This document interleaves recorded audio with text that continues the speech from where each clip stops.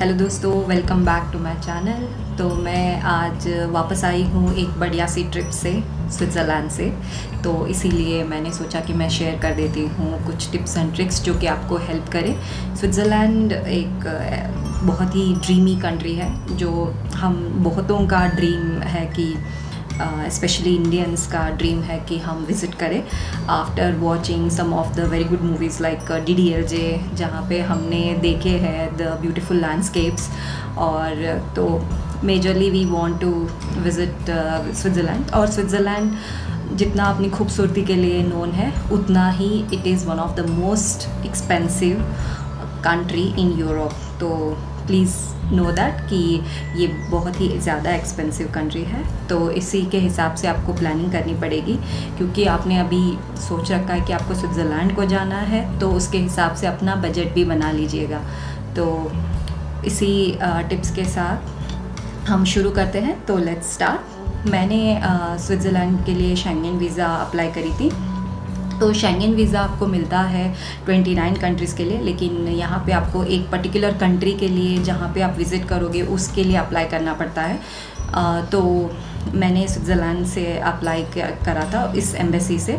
तो इसके हिसाब से आपको जो भी डॉक्यूमेंट्स है, तो VFS एक थर्ड पार्टी कंपनी है जो जहाँ पे आपको वीज़ा अप्लाई करने के लिए और डॉक्यूमेंट सबमिट करने के लिए दिया जाता है। और यहाँ से ये कुरियर करे जाते हैं आपके एम्बेसी, स्विट्ज़रलैंड के एम्बेसी जो कि दिल्ली में है। तो वहाँ से वो स्टैम्प होके या फिर अप्रूव या रिजेक्ट होके आपको वापस करी जाती है। तो लेट्स स्टार्ट देन। जो भी आपको चाहिए इस वीज़ा के लिए, तो मैं आपको वो बताती हूँ। तो the first important thing is आप कब जाना चाहते हैं और कितने दिन हैं before you apply the visa. Like for example, अभी अगर मुझे जाना है सितंबर 1 को, तो मिनिमम आपको वीज़ा के लिए 15 दिन रखने पड़ेंगे, क्योंकि 15 दिन का प्रोसेस है वीज़ा का। तो please keep it in mind कि 15 दिन तो वर्स्ट केस लगने वाले हैं। मेरा वीज़ा 7 दिन में ही आ गया था, तो बेस्ट के 7 दिन में भी आ सकता है। पर since it's an expensive country, keep a buffer कि आपको थोड़ा बुकिंग के लिए टाइम मिल जाए। अगर आप लास्ट मिनट में सारे बुकिंग्स करते हो तो सारे बुकिंग्स भी एक्सपेंसिव हो जाते हैं, तो इसको ध्यान में रखिए। And the first thing is, आपको पहले डिसाइड कर लिया कि आपको स्विट्ज़रलैंड के कंट्री से वीज़ा अप्लाई करना है, तो उनका VFS का ऑफिशियल वेबसाइट है। तो पहले आपको वहाँ जाना है। वहाँ पे आपको लिस्ट ऑफ डॉक्यूमेंट्स जो चाहिए वो सब दिखा देगा। एंड आपको वहाँ पे एक अपॉइंटमेंट के लिए एक लिंक भी देगा। तो ये जो लिंक है ना, ये लिंक आप सिर्फ एक ही डिवाइस से खोलिए। जैसे आपने लैपटॉप से एक बार खोल लिया, फिर मोबाइल से एक बार खोल लिया। इसका कुछ इशू है कि ये एक ही डिवाइस, ये कुछ एरर थ्रो करने लग जाता है जब आप मल्टीपल डिवाइसेस को एक्सेस करने की कोशिश करते हैं। तो जस्ट यूज़ वन, मोबाइल से ही कर लो आप इसका अपॉइंटमेंट का बुकिंग, तो ये बेस्ट है। तो मोबाइल से आप लॉगिन करोगे और पहली चीज़ आपको देखनी है कि कब आपको अपॉइंटमेंट स्लॉट अवेलेबल है। तो एक बार आपको अपॉइंटमेंट स्लॉट दिख गए और आप let's say as a family जा रहे 2 लोग, तो तब भी आप 2 लोगों का अपॉइंटमेंट एक साथ भर सकते हैं along with the visa fees, जो भी मैं दिखाऊंगी यहाँ पे जितना मुझे पड़ा था as of that date whenever I applied. मैंने अगस्त 2024 में अप्लाई करा था। तो that's how I will be showing it. और क्योंकि ये अपडेट होता रहता है, तो the right way to check the exact price and the other details is इनका VFS के वेबसाइट में जाइए और वहाँ आपको सारी डिटेल्स मिल जाएंगी। तो मेन डॉक्यूमेंट्स मैं आपको बताऊंगी जो आपको रेडी करना है आफ्टर अपॉइंटमेंट। एक तो पहला आपको अपॉइंटमेंट ले लेना है, ये सबसे ज़्यादा इम्पॉर्टेंट है, क्योंकि कभी कभी स्लॉट्स फुल हो जाते हैं। तो आप मेक श्योर कीजिए कि आपके हिसाब से आप कहाँ पे ये साइट है, जहाँ पे भी सेंटर है, आपको जाने के लिए कितना टाइम लगने वाला है, उसके हिसाब से आपका अपॉइंटमेंट का टाइम लीजिए। तो मे बी देयर एक या 1.5 घंटा पहले। तो चलिए अब चलते हैं कि लिस्ट ऑफ डॉक्यूमेंट्स हम देखते हैं कि क्या क्या चाहिए। तो पहला है आपका पासपोर्ट। आपका पासपोर्ट 6 मंथ से ज़्यादा वैलिड होना चाहिए। तो आप मेक श्योर कीजिएगा उसका एक्सपायरी डेट कब है, चेक कर लीजिएगा। सारे मेंबर्स जो भी जा रहे हैं आपके साथ एज अ फैमिली या जो भी आप friends as a friends apply कर रहे हो, तो सबके चेक कर लो कि वैलिडिटी कब कब की है। तो प्लीज़ मेक श्योर कि वो वैलिड हो। 6 मंथ्स की वैलिडिटी तो रहनी चाहिए, वरना बहुत बार वीज़ा रिजेक्ट हो जाता है। ये वन ऑफ द रिक्वायरमेंट्स है उसके लिए। फिर आती है फ़ोटो। तो मैंने फ़ोटो की रिक्वायरमेंट्स बता दी है। ये आप अपने VFS के वेबसाइट में भी चेक कर सकते हो, तो प्लीज़ चेक कीजिए। वहाँ पे वो साइज़ बता देते हैं कि डायमेंशन। आप किसी भी फ़ोटो स्टूडियो में जाके या फिर GK वेल, ये यूजुअली वीज़ा के लिए फ़ोटोज़ निकालते हैं, तो इनको आप जाके आप अपने रिक्वायरमेंट बता दो कि मुझे इतना साइज़ की चाहिए, तो ये बना के आपको फ़ोटो निकाल के आधे घंटे में दे दें। तो या so the second most important is कि ये लोग आपको आपकी आइटिनरी और होटल की बुकिंग चाहते हैं और आपके एयरलाइन की बुकिंग चाहते हैं। When you give the visa documents, तो आपको ये बुकिंग भी देनी है। तो सिंस ये एयरफेयर सब एक्सपेंसिव होता है और हमको श्योर भी नहीं है कि हमको वीज़ा मिलेगा कि नहीं, तो इतना खर्चा करने की ज़रूरत नहीं है। तो there are some websites like मैंने बुक करा था dummytickets.com से। मैं आपको उसका लिंक अपने कमेंट सेक्शन में दूंगी। तो ये वेबसाइट ऑफ़र करते हैं आपको होटल का ये बुकिंग देते हैं और एयरलाइन का भी बुकिंग देते हैं, और ये आइटिनरी भी बना के देते हैं। मैंने आइटिनरी तो खुद से बनाई थी, पर होटल और एयरलाइन का मैंने बुकिंग इनसे ले लिया था। तो इसके हिसाब से इनका पर पर्सन चार्जेस है। तो ये it's not a dummy booking, मतलब ये वैलिड बुकिंग ही है। आपको जस्ट मेक श्योर करना है कि जिस दिन आपकी अपॉइंटमेंट है, तो उस दिन आपको उनको बताना है कि वो डेट बता के उनको बोलना है कि उन 3 दिनों के लिए वो वैलिड रहेगा। जब आप सबमिट कर रहे हो उससे 3 दिन तक वो वैलिड रहता है। तो ये आपको मेक श्योर करना है कि ये ऐसी वाली आप बुक करो, कि उनको करेक्टली इंस्ट्रक्शंस दो कि ऐसे आपका अपॉइंटमेंट डेट ये है और आप यहाँ जा रहे हैं, आपको यहाँ से चाहिए, और आपको होटल बुकिंग भी वहाँ से चाहिए। फॉर एग्ज़ाम्पल अभी मैंने होटल बुकिंग मांगी थी ज़ूरिच के लिए, तो ज़ूरिच से सारे प्लेसेस को आप जाके आ सकते हो, तो आप अपनी आइटनरीज के हिसाब से बना सकते हो। तो ये बुकिंग सिर्फ उन 3 दिनों के लिए वैलिड रहेगी। ऐसा नहीं है कि आप इसको यूज़ करते हो बाद में। सो वो लोग चार्ज करते हैं इसके लिए। तो ये सिर्फ आपके वीज़ा प्रोसेस के लिए, ये आपकी एक्चुअल बुकिंग नहीं है, पर ये वैलिड बुकिंग है आपके वीज़ा प्रोसेस के लिए। इसको ही ध्यान में रखिए। तो ये आपके पैसे बचा देता है कि क्योंकि देखिए फ़्लाइट को अगर आप एक्चुअल फ़्लाइट बुक करते हैं, एक तो फ़्लाइट्स के चार्जेस बहुत एक्सपेंसिव है, और उसको आप रीस्केड्यूल करोगे तो वो तो और ज़्यादा एक्सपेंसिव है, या फिर कैंसिल करोगे उस पर बहुत ज़्यादा पैसा चला जाता है। तो ये बेस्ट ऑप्शन है, आप ये कर सकते हैं। तो अब आते हैं कुछ बैंक रिलेटेड डॉक्यूमेंट्स के लिए। तो आपको आपके सैलरी वाले अकाउंट से, या फिर इफ़ आप पेंशनर हो तो पेंशन वाले अकाउंट से, या फिर आप बिज़नेस करते हो तो अपने बिज़नेस अकाउंट वाला स्टेटमेंट फॉर 6 मंथ्स आप देख सकते हो, क्योंकि उनको देखना है कि आप ये एक्सपेंस बेयर कर सकते हो कि नहीं, तो आपको ये देना है। एंड प्लीज़ मेक श्योर कीजिएगा जब भी आप डिसाइड कर लो कि आपको स्विट्ज़रलैंड जाना है, तो 3 महीने पहले से आपको 2.5 to 3 लाख पर अकाउंट आपको थोड़ा बैलेंस मेंटेन करते चलना है। ये आपको आपके वीज़ा एप्लीकेशन को स्ट्रॉन्ग करेगा। तो this is a suggestion that you should try to do this.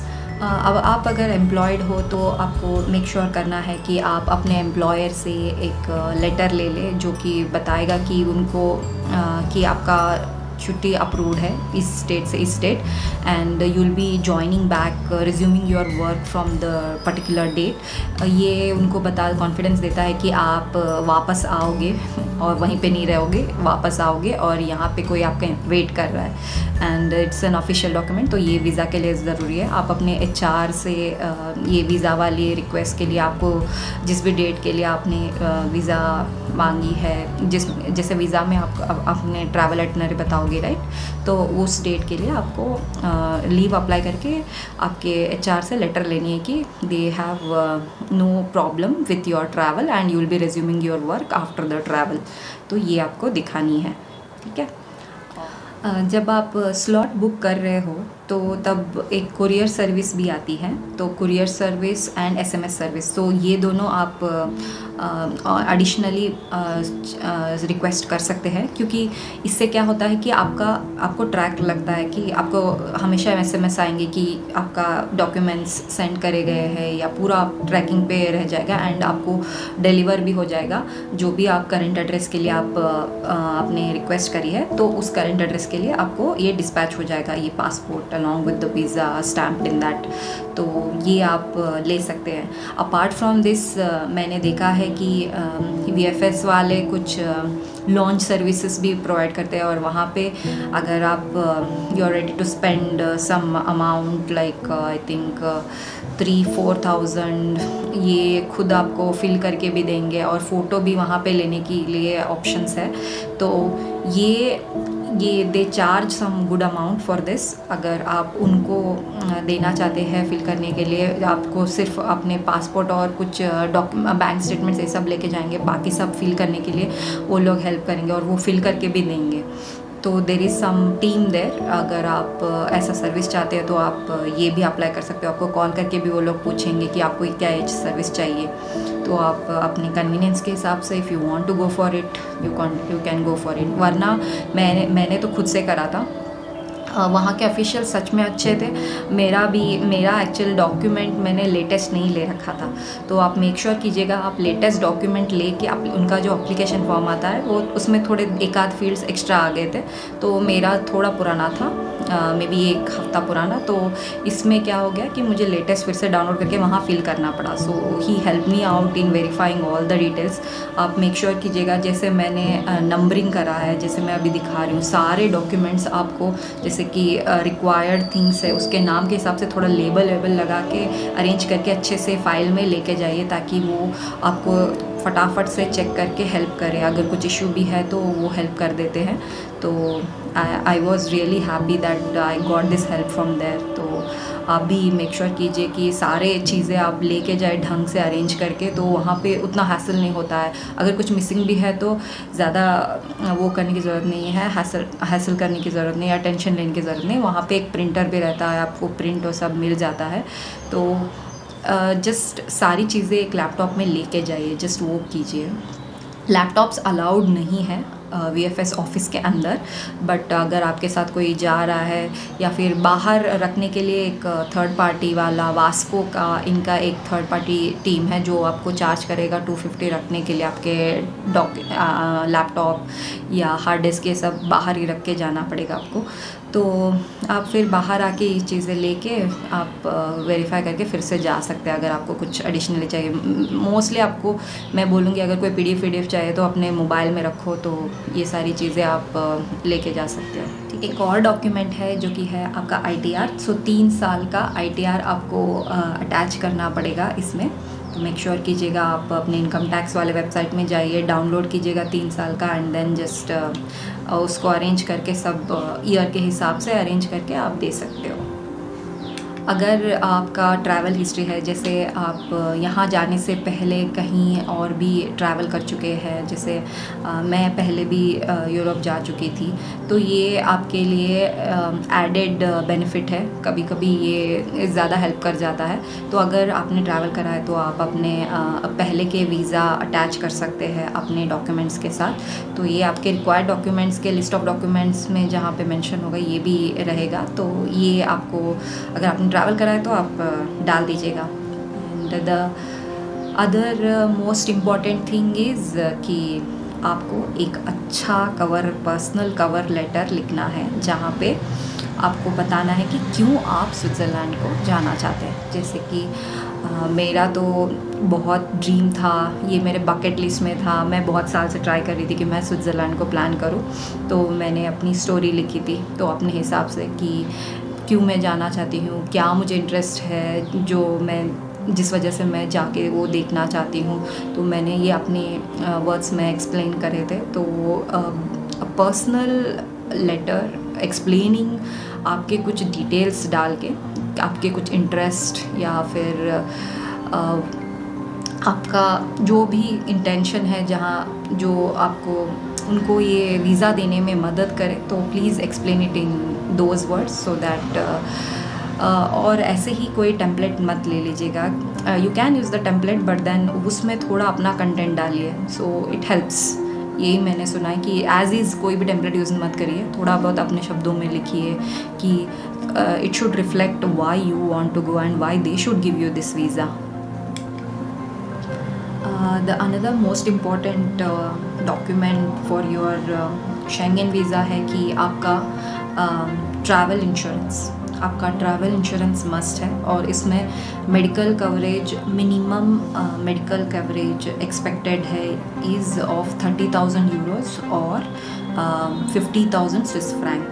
तो आपको पॉलिसी बाज़ार से मिल जाएगी travel insurance. I would say go for 2,50,000 का कवरेज या फिर 1,50,000 का कवरेज, डिपेंडिंग ऑन आपके साथ अगर कोई सीनियर मेंबर जा रहा है, सीनियर सिटीज़न, या फिर अगर आप डिपेंडिंग ऑन योर रिक्वायरमेंट्स कि आपको क्या लेना है. मैंने टाटा AIG का लिया था, वो सही था. तो it gave very good plan and when I explored. तो ये यहाँ पे आप अगर पॉलिसी बाज़ार में आपको कंपेयर करने भी मिल जाएगा. आपको जो भी पसंद आए, आपके रिक्वायरमेंट को जो भी मैच कर रहा हो, वो आप उसको ले सकते हो. एक चीज़ आपको याद रखनी है कि अगर आपका वीज़ा में जो आप डेट दे रहे हो, जो आप जिस दिन आप ट्रैवल करने वाले हो, अगर आप इंश्योरेंस आपका मान लीजिएगा कि एग्जैक्ट डेट पे हो सकता है कि आपको वीज़ा मिले या ना मिले, या एक आध दिन बाद मिले, या फिर एग्जैक्ट डेट को भी मिल सकता है, बताया नहीं जा सकता until you get the visa. तो इस वजह से क्या करना है, आपको सेम मेडिकल इंश्योरेंस आपको आपके ट्रैवल के लिए भी वैलिड रखना है. इसलिए थोड़ा 1-1.5 महीने का ऐसे स्पैन होते हुए आप थोड़ा ले सकते हो, तो आपको फिर से बाद में चेंज करने की ज़रूरत नहीं पड़ेगी. तो जब आप ले रहे हो तो मेन वाला ही वीज़ा आप ट्रैवल इंश्योरेंस का ले लो, तो ये आपके एक्चुअल ट्रैवल में भी हेल्प होगा. वीज़ा प्लस आपके एक्चुअल ट्रैवल में, ये डमी नहीं है, ये आपके एक्चुअल ट्रैवल में हेल्प होगा. तो ट्रैवल इंश्योरेंस मैंडेटरी है, इसको आप निगलेक्ट मत कीजिएगा. सारे एक्सप्लोर कीजिए. अगर आपका पासपोर्ट खोता है तो आपको ये ट्रैवल इंश्योरेंस सपोर्ट कर रहा है कि नहीं. अगर आपको कोई मेडिकल इमरजेंसी आ जाती है तो आपको ये सपोर्ट करना है. तो ये सारी चीज़ें कवरेज है कि नहीं. तो प्लीज़ चेक ऑल दिस. ये मैंडेटरी चीज़ें हैं किसी भी ट्रैवल इंश्योरेंस के लिए. एंड वी एक्सपेक्ट दैट ऐसा कुछ ना हो, पर अगर हो जाए तो ये बहुत हेल्पफुल रहता है. तो प्लीज़ मेक श्योर कीजिएगा कि ये सारी चीज़ें आप पढ़ लो before you buy it. Okay, with all this set, तो मैं एक्सपेक्ट करूँगी कि आप अपना स्विट्ज़रलैंड का ड्रीम चेक लिस्ट या बकेट लिस्ट टिक कर दोगे इस टिप्स के साथ. तो I wish you all guys all the best in applying for visa and I hope you all get the visa. Enjoy कीजिए फिर. All the best. चाओ.